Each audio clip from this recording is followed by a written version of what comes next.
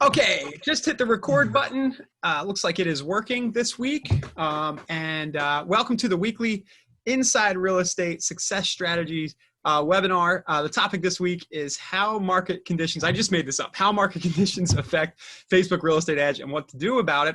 And with us, we have Gabe Gerbelis from Vocalize. Gabe, do you want to tell us a little about about yourself and what Vocalize does a little bit? Sure. Vocalize. Start there, then I'll tell a little bit about myself. But at Vocalize, we have a embedded marketing technology infrastructure. And what the geeky way to say that would be that we help CRMs, portals, marketplaces, and multi-location brands build advertising products. And so 2 use cases that I can use to explain that in a little bit more detail. And unfortunately, we can't use any of our client names or any of our partner names, but in the portal space, we represent one of the largest real estate portals in the United States. And what happens with the portal is that millions and millions and millions of homeowners come to the portal on a monthly basis to search for homes. And when that search happens on their website, let's say they're searching for a 2-bedroom home, we classify that as a high intent signal or like a hand raise of somebody wanting to purchase a home. So our technology, we will take all of these high intent signals and build a national audience for that. And then we localize that audience. So real estate agents, for example, a real estate agent in Seattle, Washington can click a button and activate a Facebook program in Seattle for that national audience. And if you imagine the hundreds of thousands of real estate agents running ads through a portal, our technology and our infrastructure makes sure that all those campaigns and those audiences are created without a hitch. And then a second use case for our technology would be in the broker world. So one of our clients has about 500 broker offices across the United States. And then in the broker world, recruiting is a very a high need. And so what this client did is they created a national list of all their real estate agents that are around. They programmed it into Facebook, and then they created a lookalike audience on top of that. Well, our technology will bolt onto that audience and then allow, again, that broker in Seattle, Washington to run a recruiting ad to this audience in the Seattle area. So all in all, I think we've probably powered over 650,000 localized campaigns. And then our technology has also served about 5 billion advertising impressions. And one of our customer success directors, Nick, he always jokes and he says that once we serve more Facebook ad impressions than there are humans on Earth, we are going to throw a party. But unfortunately right now, and that date's coming up soon, but it looks like that party is going to be virtual now versus yeah, great. That was a great overview. And the reason I asked you to come on is we've worked with you and consulted with you guys on some of the ad products we have, Property Boost, our Facebook ad stuff. And you've been very, very helpful there. So I also know that you have really good perspective and been putting out some really good content about the effects of COVID on not only COVID, but the effects of seasonality and different things going on in the market on Facebook ad pricing. So I thought it might be a little fun to geek out here today. This is a little bit different than what we usually do, where we'll kind of walk through a specific method. It's a little more higher level for anybody watching right now. And I will just mention that, Gabe, people can't just go to Vocalize and buy ads or anything, right? You guys are more of a consulting shop for CRM. So if anybody's going there, you're probably not going to see an order button or anything. No. Yeah, you have to do, like, we don't do business directly with real estate agents. We're more of a technology to technology company. Mm-hmm. Great. Yeah. So let's jump in. And I said I'll let you talk about yourself. You've been around this stuff for a while, right? Yeah. My personal background is I had an advertising startup for about 5 years in the Facebook advertising space, but I got into SEO back in 2004. I mean, this is back when you could put a keyword in the title tag of your meta tags and boom, you're on the top of the search engine result listing. And what happened was when I was in my youth, I'd be at like the Seattle Chamber of Commerce event talking about, look, what Google's going to do next, or what Facebook is going to do next. And people were like, you can predict the future. And so I've been like a geek helping people out, or a consultant helping people out ever since. But it's been a wild ride. I think digital advertising, marketing automation, everything has been gone through a lot of changes in the past decade, and pretty exciting to see what the future holds for it as well.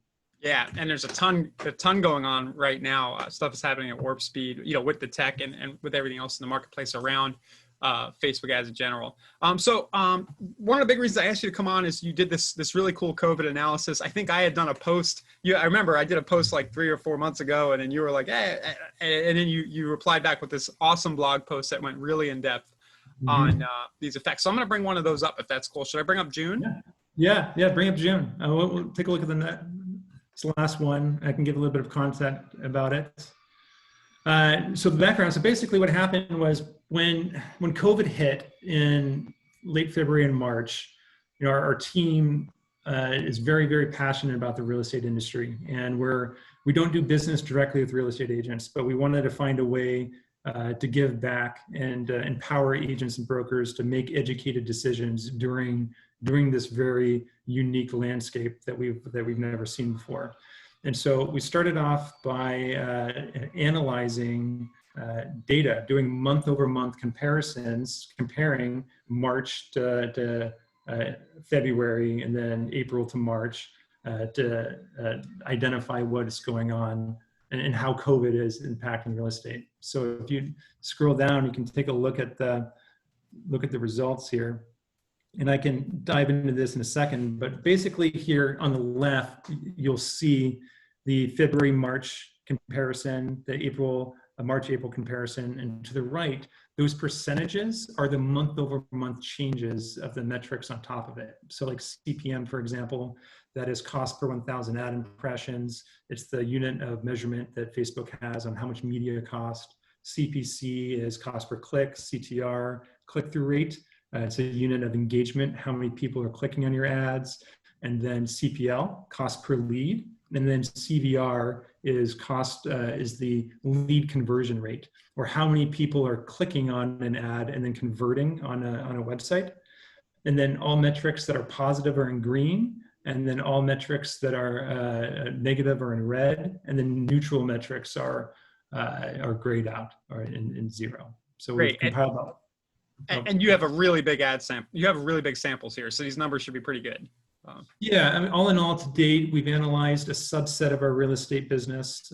We've almost about 400 million ad impressions, and then behaviors. And a behavior is, again, somebody clicking on an ad.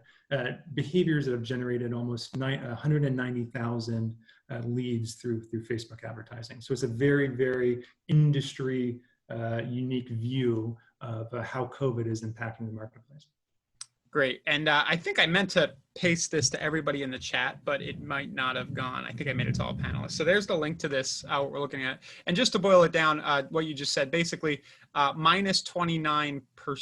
You want to, so February, March comparison, that means in March, it was 29% more expensive? Well, less expensive. So like going line by line here for a second, the general overview. So what we found is in March, the national state of emergency was declared on March 13th. In month one, when everybody was trying to figure out what was going on, we recorded a 29% decrease in the cost of media. Right? So media got cheaper. And what happened was advertisers in different industries started pulling out. So like all of the travel advertisers stopped advertising on Facebook. So the demand to buy ad impressions was extremely low. But at the same time, more people started working from home. More people started consuming Facebook and social media. So the amount of impression inventory rose, and that created an extremely large drop in the cost of media. But in the early stages, you can see in click-through rate, and again, Ryan, feel free to chime in at any time, but click-through rate went down 25%. And what this means is that people stopped, or a lower percent of people started clicking on ads. The cost per lead increased by 15%, and then the conversion rate decreased by 18%. So we think that March happened and everybody just kind of took a step back to understand what their real estate needs were. But and nobody was thinking about real estate probably. No, for a couple of weeks there. We saw traction, but it wasn't anything like a normal business as usual at all. But then in April, it was crazy. Like we analyzed the data in April, and we saw this huge increase in conversion. And that CVR, you can see it was plus 47%. Like buyer demand and people converting, like all of that pent up demand just came back in a way that we've never seen before. Like going from a negative 18% to a plus 40% is pretty insane. And that you can see that drove the cost per lead down 25% in April. But the interesting thing is that CTR continued to drop. So less people were clicking on the ads, less people were engaging with the ads, but the people who were clicking were converting at these substantially high rates.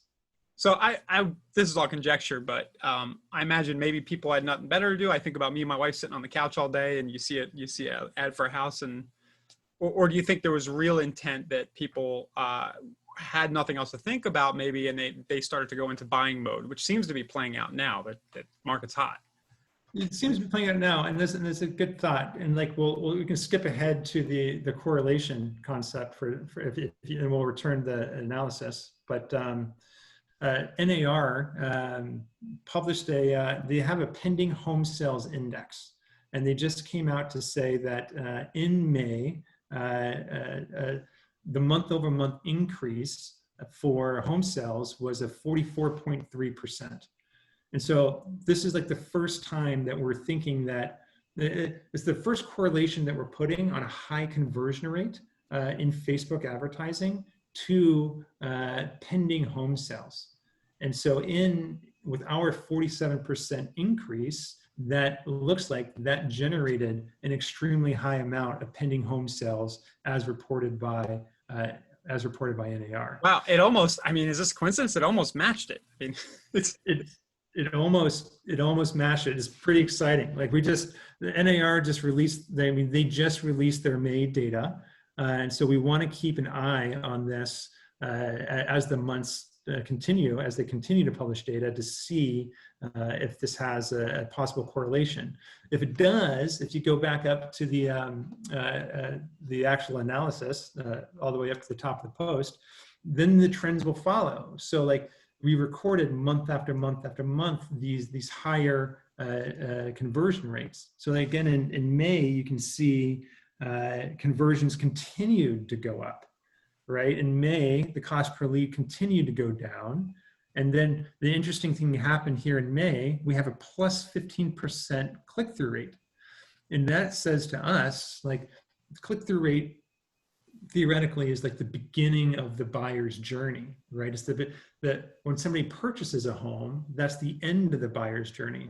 But when they start searching online or clicking on Facebook ads, that shows very, very, very early stages of intent. So we're starting to see that come back, and you can still see the effect that had. We had another 24% increase in lead conversion rate and another 22% decrease in the cost per lead.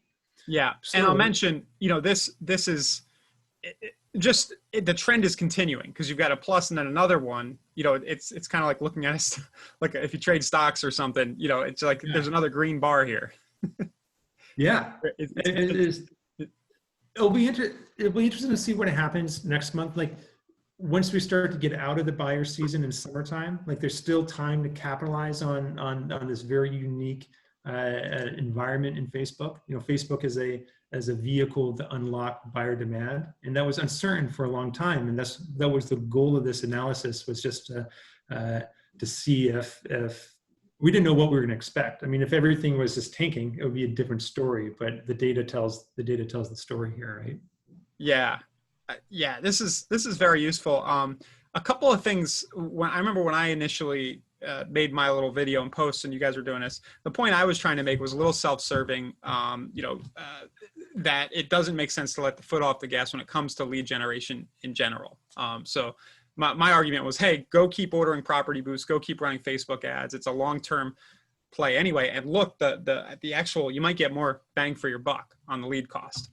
Yeah, 100%. And I think you're going to get a lot more bang for your buck in your lead cost, but you're also going to get additional benefits through awareness. And so with everybody else kind of like pulling out of the advertising world, like you'll be front and center. So like the performance, like Property Boost is an amazing system that generates leads, right? But if you think that 10%, like 10% of an audience, a 10% click-through rate, or 10% of people will click on the ad, 90% of that audience, that's brand exposure, right? And that's you being in front of this audience saying that you're front and center. And you can also use that to like become your local expert, to be present.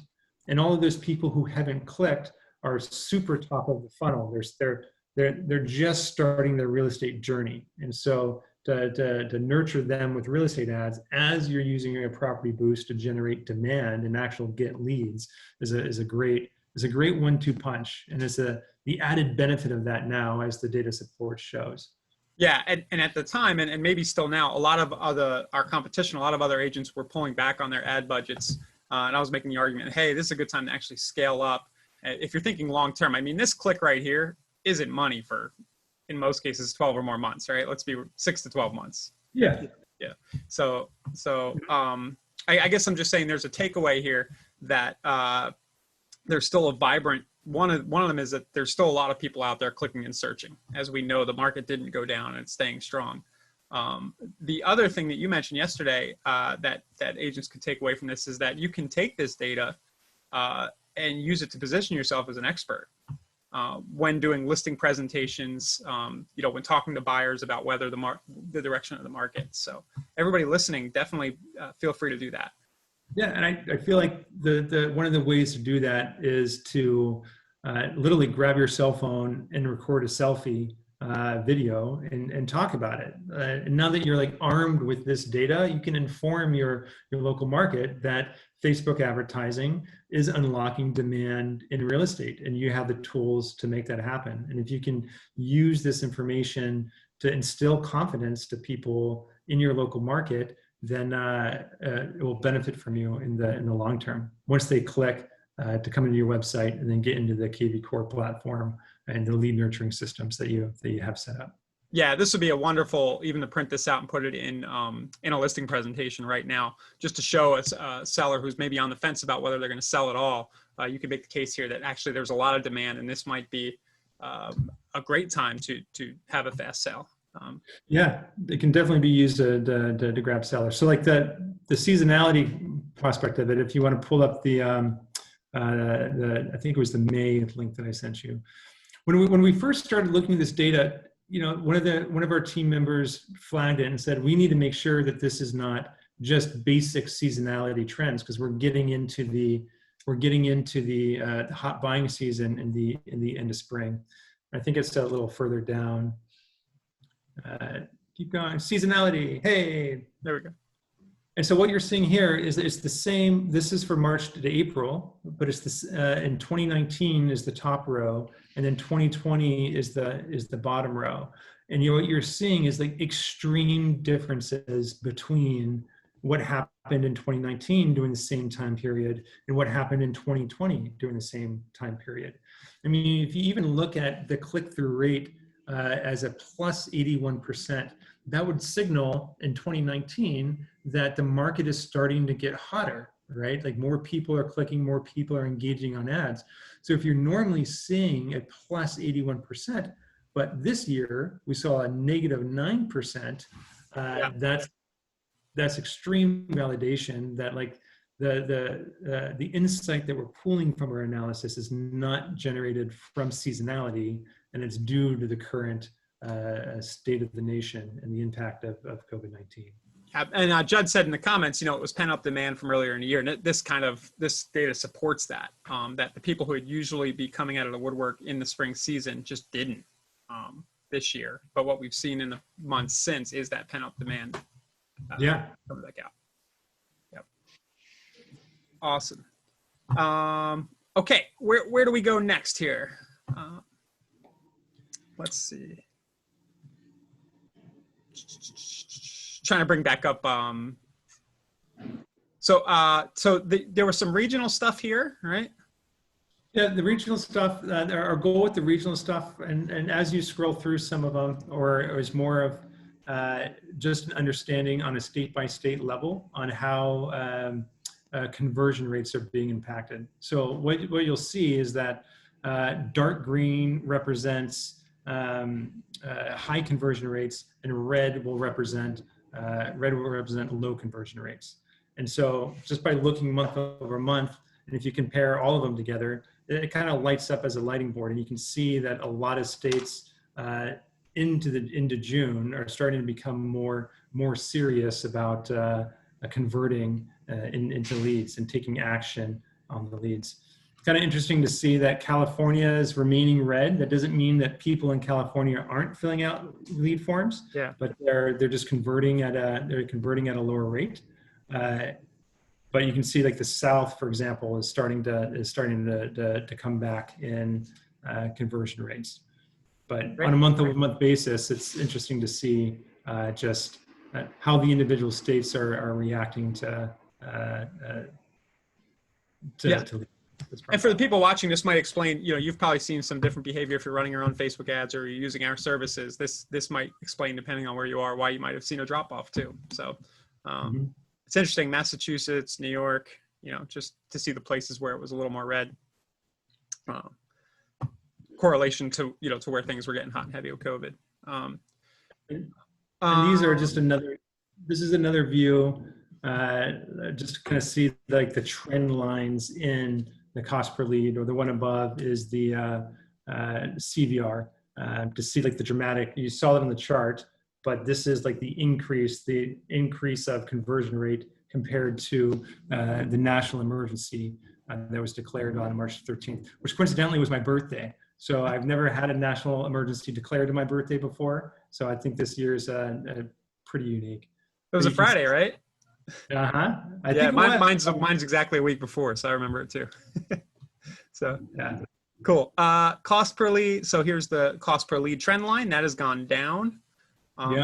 You're still seeing that going into this month. I'm sure you'll have another report next month, but I haven't seen the data I haven't seen the data coming out from that we'll look at there. So, but I'd assume that things are continuing. I would expect to see that like conversion rates are continuing to increase. The cost of media from the analysis, it looked like the cost of media CPMs was starting to come back to normal levels as pre-COVID. So like that 30% discount on media might not be around for too much longer.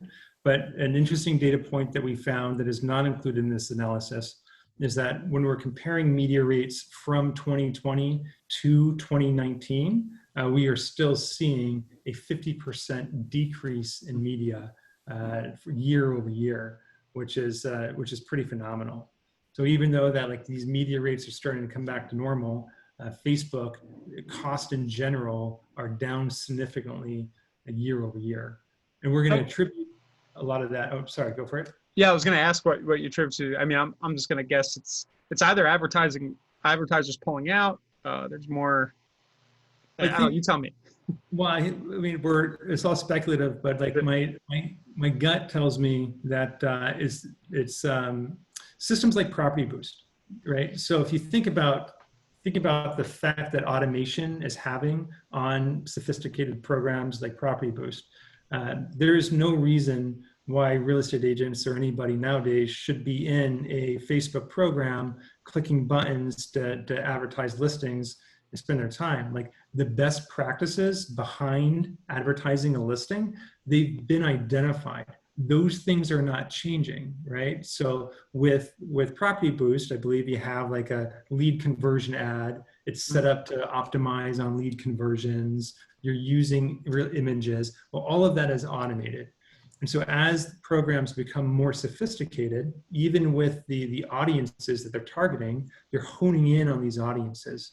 And so Facebook rewards high performing programs with low media rates. Before, if you're using just basic interest targeting on Facebook and you're spraying ads across a big thing, you're going to pay a higher cost per media because they're not too relevant to the market. But a system like Property Boost that automates everything, you're inserting these like laser bullet programs into there, and you're seeing better results. So yeah. I don't. I hear, so I'm close to Property Boost. You know, I used to run Property Boost type ads manually, and I've heard it from other agents who've done a lot of Facebook ads on their own who can do it and can get a nice cost per lead and are effective. But I've had a number of people tell me, well, this is way better because I don't have to spend the time, and the leads actually come in the same or cheaper than doing it yourself, usually cheaper. And you're hitting upon why, and that's something I hadn't really considered, is that we're all benefiting, all the Property Boost users, all the KV Core users, we're benefiting from the fact that there are hundreds of other, maybe thousands of other users doing the same thing, and Facebook sees these ads as good, basically is what you're saying. No, I feel like the architecture behind the scenes also goes a long way. So for example, the way Facebook's super powerful machine learning, their black box, their artificial intelligence works is that these powerful algorithms are applied to an ad account. So if you have all of your listings, like for example for Property Boost, that is processing hundreds and hundreds and hundreds and thousands of programs in the same ad account, you have a network effect from all of those campaigns that are being executed. And so like our data set, I feel, is like a little bit biased because we're analyzing data from highly sophisticated programs. We're not analyzing Property Boost data, but it's very similar to that's happening. So once you optimize these programs, you're going to get better results, and that's reflected in that data point of saying that media rates are down 50% year over year. Yep. Great. And thanks for mentioning Property Boost. Somebody's just asking, can you? The automation that we're talking about in the chat there is the automation of the ad being created. The targeting is all happening automatically. And basically, we're kind of in an age now where the machines can do, for better or worse, they can do a better job than we can if we try to do this ourselves. And we're going to be pulling out our hair, just how arduous it is to go into Facebook and create a lead generation ad, to create the form, to get it live, if they approve it or they don't deny it, and then to go and track and do all the optimization. This is all happening with a click of a button here. Yeah, it's a click of a button. And I think, and again, like the systems like Property Boost, you get the network effect, and you have like the benefit that's happening that IRE is programming in the background.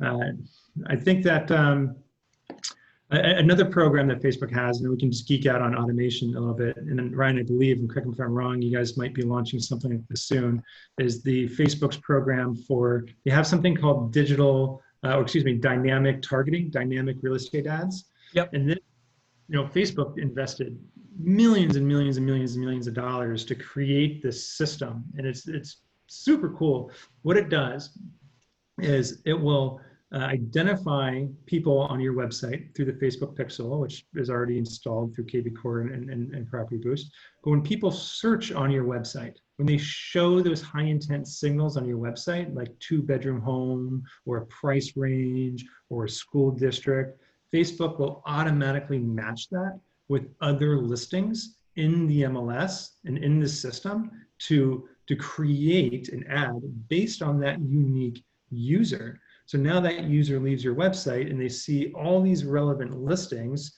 that Facebook's black box is matching and utilizing, and they're going to be very similar to those searches.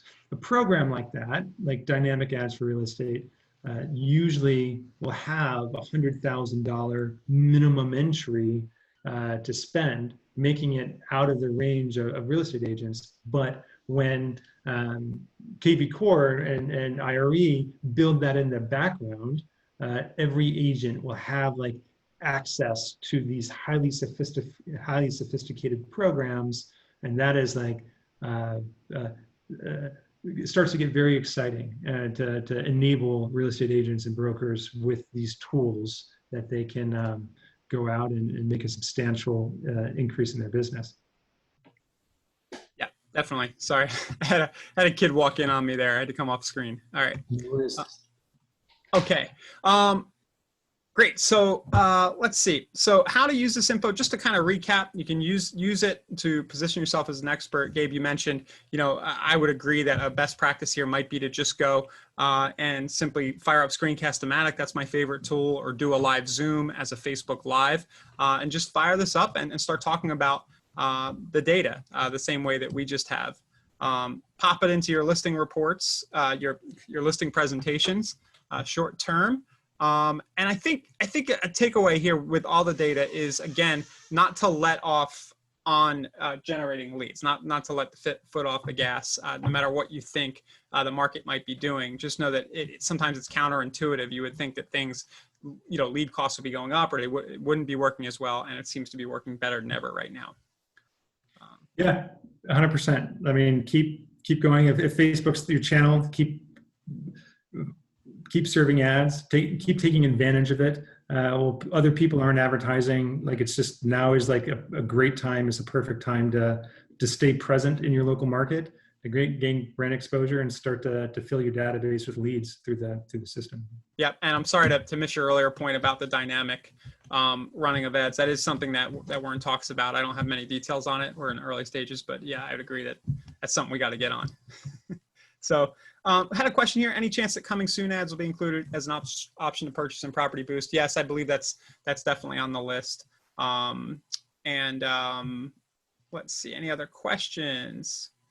Let's see, any other questions? There was a question about doing Property Boost automatically. If you have a brokerage or a team and you have good listing inventory, I think, don't quote me on this, but it needs to be a certain amount of spend, maybe $1,000 a month or 10 listings. We can set it up so your Property Boost happen automatically without you having to go in to the dashboard and order that. So if you just talk to your account manager or hit up our support team for more details about how to get that done. And let's see. So yeah, and I think that's what we have. I'm going to kind of open it up and does anybody have any other questions or comments about this? Please let us know in the comments, the chat, what you thought about this. Again, this isn't our normal format, but I thought it would help.